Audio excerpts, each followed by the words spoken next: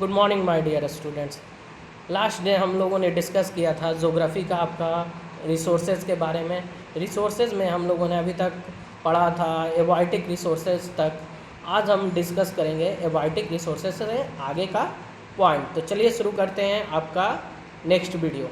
आज हम डिस्कस करेंगे on the basis of renewability, यानी रिन्यूएबिलिटी के आधार पर रिसोर्सेज को कितने भागों में बांटा गया। एक बात आप लोग ये जान लीजिए, ये जो रिसोर्सेज चैप्टर है आपका सबसे इम्पॉर्टेंट चैप्टर है, क्योंकि ये चैप्टर आपको क्लास 10 में भी पढ़ना है और एनसीईआरटी बेस्ड चैप्टर है। अगर आप इस चैप्टर को गौर से नहीं पढ़ोगे तो कहीं ना कहीं आप लोग को क्लास 10 में समस्या हो सकती है। ठीक है, तो आप इसको गौर से देखिएगा और कोई भी समस्या हो तो हमें मैसेज कर कर पूछ सकते हैं। तो शुरू करते हैं on the basis of renewability. Renewability का अर्थ पहले हम लोग जानेंगे। रिन्यूएबिलिटी का मतलब होता है जिसको हम लोग फिर से रिन्यू कर सकें, यानी फिर से प्राप्त कर सकें, ये होता है रिन्यूएबिलिटी। तो देखिए अब हम बात करते हैं रिन्यूएबल रिसोर्स। तो जाहिर सी बात है रिन्यूएबल रिसोर्स का अर्थ क्या होगा, यानी वैसा रिसोर्स जिसको हम लोग फिर से प्राप्त कर सकेंगे या फिर से वो रिप्रोडक्ट हो सके, वैसे रिसोर्स को हम लोग क्या कहेंगे, रिन्यूएबल रिसोर्स कहेंगे, है ना। जैसे कि आप लोग इसको हम लोग कह सकते हैं कि ये किसी भी तरह से रिन्यू हो सकता है, फिजिकल रूप से, मैकेनिकल रूप से या केमिकल रूप से। ठीक है, अब देखिए कुछ रिन्यूएबिलिटी रिसोर्स में कुछ रिसोर्स ऐसे होते हैं जो अनलिमिटेड होते हैं, जो कभी खत्म नहीं हो सकते। जैसे कि सोलर एनर्जी, है ना, सूर्य की रोशनी कभी खत्म हो सकती है नहीं, है ना। बाइंड एनर्जी, है ना। तो ये सब कुछ ऐसे रिसोर्स हैं जो कभी खत्म नहीं हो सकते हैं, है ना। तो ऐसे रिसोर्स को हम लोग रिन्यूएबिलिटी रिसोर्स के अंतर्गत रखते हैं। और देखिए, और इनको एक और नाम से जाना जाता है, इनको इनएग्जॉस्टिबल रिसोर्स कहते हैं। ठीक है, यानी इनएग्जॉस्टिबल रिसोर्स यानी जो कभी खत्म ना हो सके। ठीक है, और इनकी क्वांटिटी से इनकी क्वांटिटी पर इंसान की गतिविधियों का प्रभाव नहीं पड़ता है ना। सूर्य की रोशनी पर क्या इंसान की गतिविधियों का प्रभाव पड़ेगा, या जो हवा बह रही है उस हवा को इंसान गंदा कर सकता है, वायु प्रदूषण कर सकता है, लेकिन हवा की बहने की गति को इंसान कम नहीं कर सकता, है ना। यानी कह सकते हैं कि ऐसे रिसोर्स को हम इनएग्जॉस्टिबल रिसोर्स के रूप में रखते हैं। जैसे कि अगर हम एग्जाम्पल के बारे में बात करें तो जैसे कि अगर एग्रीकल्चरल क्रॉप्स है ना, तो एग्रीकल्चरल क्रॉप्स को हम लोग कुछ समय के लिए रिन्यूएबल रिसोर्स के रूप में कह सकते हैं, क्योंकि वो आपका एक बार हम लोग उसको यूज़ करते हैं, फिर अगले फसल में फिर से हम उसको फिर से खेत में उससे लगाते हैं और फिर से प्राप्त कर सकते हैं। ठीक है, लेकिन ये एक प्रकार का रिन्यूएबल रिसोर्स है। जैसे वाटर, तो वाटर भी लंबे समय तक हम लोग प्रयोग कर सकते हैं, है ना। या फिर फॉरेस्ट, तो फॉरेस्ट भी लंबे समय तक प्रयोग किया जा सकता है। तो ये कुछ ऐसे रिसोर्स हैं जिसको हम लोग रिन्यूएबल रिसोर्स के रूप में कर सकते हैं। लेकिन जैसे कि अब बात करते हैं फॉरेस्ट के बारे में, तो जैसे कि फॉरेस्ट है, फॉरेस्ट रिन्यूएबल रिसोर्स है, लेकिन अगर जंगल बनने में बहुत लंबा समय लगता है, अगर हम जंगल तेज़ी से काटेंगे और पेड़ पौधे नहीं लगाएंगे तो एक दिन ऐसा आएगा कि वो फॉरेस्ट ख़त्म हो जाएगा। तो अगर हम पेड़ पौधे काट रहे हैं अपनी ज़रूरतों के लिए, तो ये हमारा ड्यूटी बनता है ना। ये हमारा ड्यूटी बनता है कि हम लोग जंगल को लगाएं, यानी पेड़ पौधे लगाएं और फिर से हरियाली को क्रिएट करें।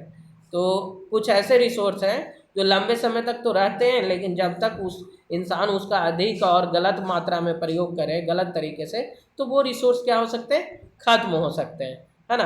तो आप लोगों को समझ में आ गया होगा कि रिन्यूएबल रिसोर्स क्या होता है। अब हम बात करेंगे नॉन रिन्यूएबल रिसोर्स। देखिए, नॉन रिन्यूएबल रिसोर्स वैसे रिसोर्स को कहते हैं जिनको हम लोग फिर से प्रयोग ना कर सकें। ठीक है, जो दोबारा प्राप्त ना हो सके। ठीक है, तो देखिए जो नॉन रिन्यूएबल रिसोर्स होता है ना, तो नॉन रिन्यूएबल रिसोर्स को बनने में हजारों साल लगता है। ठीक है, और ये इंसान के जीवन काल के अधिक समय में भी इनका निर्माण होता है। ठीक है, इंसान का लाइफ कितना है, 60 साल, 70 साल, 80 साल मैक्सिमम, है ना। लेकिन जो नॉन रिन्यूएबल रिसोर्स होता है उसको बनने में हजारों साल लग जाता है, और हम लोग अपने लाइफ टाइम में एक नॉन रिन्यूएबल रिसोर्स को फॉर्म नहीं कर सकते हैं। ठीक है, अब जैसे एग्जांपल देखें, पेट्रोलियम है ना, कोयला है। तो ये देखिए पेट्रोलियम हो गया या कोयला हो गया, तो इनको फॉर्मेशन में, पेट्रोलियम या कोयला के फॉर्मेशन में हजारों साल लगता है, पता है। पेट्रोलियम और कोयला के फॉर्मेशन में हज़ारों साल लगता है। वो अब इसका जो प्रोसेस है वो बहुत लंबा प्रोसेस होता है।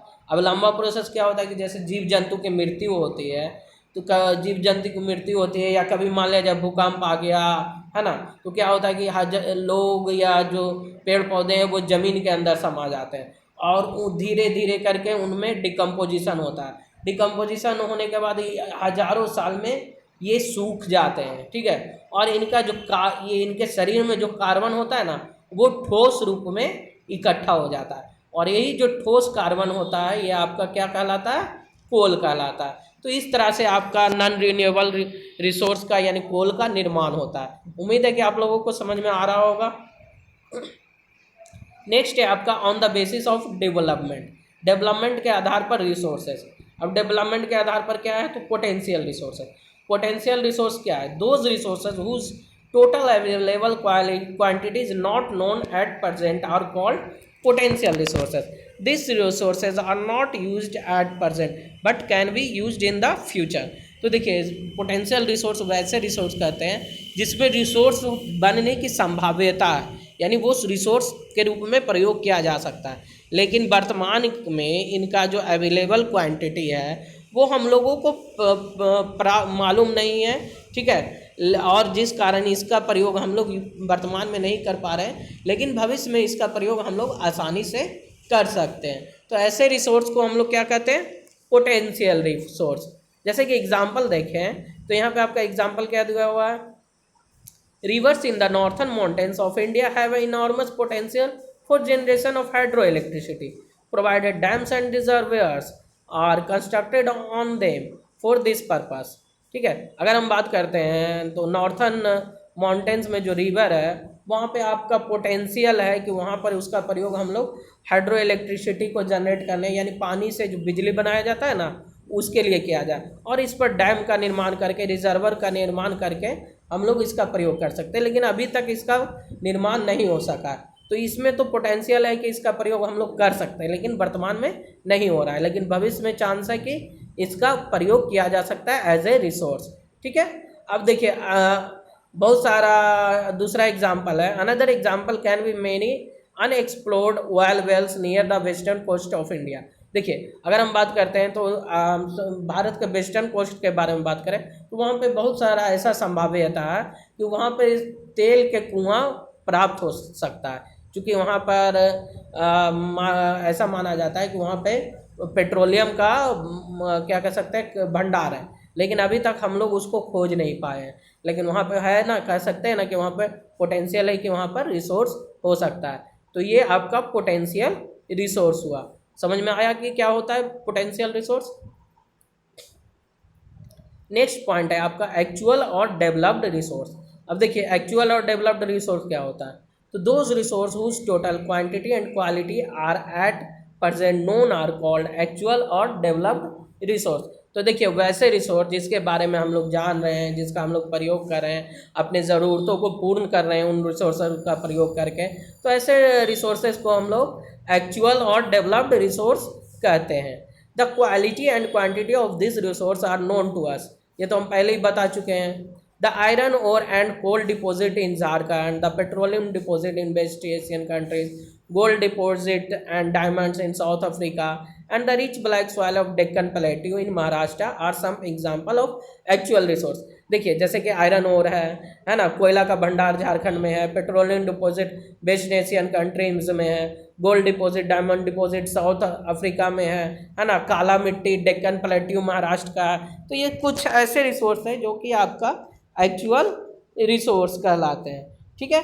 नेक्स्ट है on the basis of distribution, distribution के आधार पर आपका रिसोर्स। पहला यूबिक्विटियस रिसोर्स। तो यूबिक्विटियस रिसोर्स क्या है, तो ubiquitous resource are the resource that can be found everywhere, example air, sunlight, wind, water etc। This resources are available to every one of us equally. तो देखिए, इक्विटेबल रिसोर्स यानी वैसा resource जो सभी जगह है, चाहे दुनिया के कोई भी कॉर्नर में आप चले जाओ, उन कॉर्नर में आपको ये रिसोर्स अवेलेबल है। जैसे सनलाइट है ना, हम दुनिया के कोई भी कॉर्नर में जाएंगे तो हमको तो सनलाइट मिलेगा ही, है ना, या फिर हवा, वायु, है ना। तो ये कुछ ऐसे रिसोर्स हैं जो इक्विटेबल रिसोर्स है। उम्मीद है कि आप लोगों को समझ में आ रहा होगा। अब दूसरा है लोकलाइज्ड रिसोर्स। लोकलाइज्ड रिसोर्स वैसे रिसोर्स को कहते हैं जो दुनिया के कुछ खास भागों में पाए जाते हैं, उसको हम लोग लोकलाइज्ड रिसोर्स कहते हैं। जैसे कि आपको अगर हम बात करते हैं, कॉपर है, आयरन ओर है, कोल है, पेट्रोलियम है ना, तो ये आपका लोकलाइज्ड रिसोर्स कहलाते हैं। तो उम्मीद है कि आप लोगों को रिसोर्स का डिस्ट्रीब्यूशन समझ में आया होगा। नेक्स्ट डे हम लोग बात करेंगे ह्यूमन मेड रिसोर्स, यानी इंसानों के द्वारा बनाया हुआ रिसोर्स, क्या क्या इंसान रिसोर्स बना सकते हैं उसके बारे में बात करेंगे, और ह्यूमन रिसोर्स डेवलपमेंट के बारे में बात करेंगे। तो मिलते हैं नेक्स्ट वीडियो में, तब तक के लिए गुड बाय। और इस वीडियो को देखिए, कोई भी कन्फ्यूज़न हो तो आप हमें मैसेज करके पूछ सकते हैं। तो तब तक के लिए गुड बाय।